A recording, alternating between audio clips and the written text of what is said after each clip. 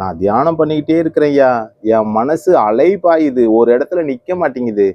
எப்படி மனசை ஒருநிலைப்படுத்துறது? ஒன்றும் இல்லை. நீங்க ஒரு அறையில இருக்கீங்க. அந்த அறையில ஒரு டிவி இருக்கு. அதுல எவ்வளோ வால்யூம் சவுண்டு இருக்கோ ஃபுல்லா வைங்க. இப்போ உங்க ரூம் சுத்தியும் கவனிங்க, எவ்வளோ இரைச்சலோட இருக்கு. அதை இப்போ படிப்படியா அந்த வால்யூமை குறைச்சிக்கிட்டே வாங்க. அது மியூட் ஆயிடும். ஜீரோவுக்கு வந்ததுக்கு அப்புறம் இப்போ உங்க ரூம் சுத்தியும் கவனிங்க, எவ்வளோ அமைதியா இருக்கு. இதே தான் நம்ம மூளைக்குள்ளார ஒரு டிவி இருக்குன்னு வச்சுக்கோங்க. கண்ணை மூடின உடனே நீங்க செய்த காரியங்கள், நீங்க காலையிலிருந்து மாலை வரைக்கும் செய்த காரியங்கள், இதுக்கு முன்னாடி செய்த காரியங்கள், கவலைகள், துன்பங்கள் எல்லாம் வந்து ஓடும். டிவி மாதிரி ஓடும். ஒரு 20 நிமிஷத்துக்கு அதை கவனிங்க. மூளையில ஓடக்கூடிய டிவியை பாருங்க.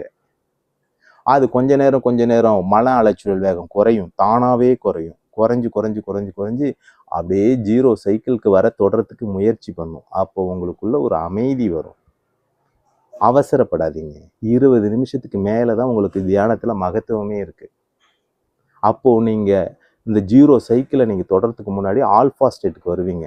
ஆல்ஃபா ஸ்டேட்டுக்கு வந்து மனம் அமைதியாடும். பிரபஞ்சத்தோட தொடர்பு வந்துடுவீங்க. உங்களுக்கும் இந்த பிரபஞ்சத்துக்கும் நெருங்கிய தொடர்பு உண்டாயிடும். அப்போ என்ன நடக்கும்? நீங்க பரவசமாயிடுவீங்க.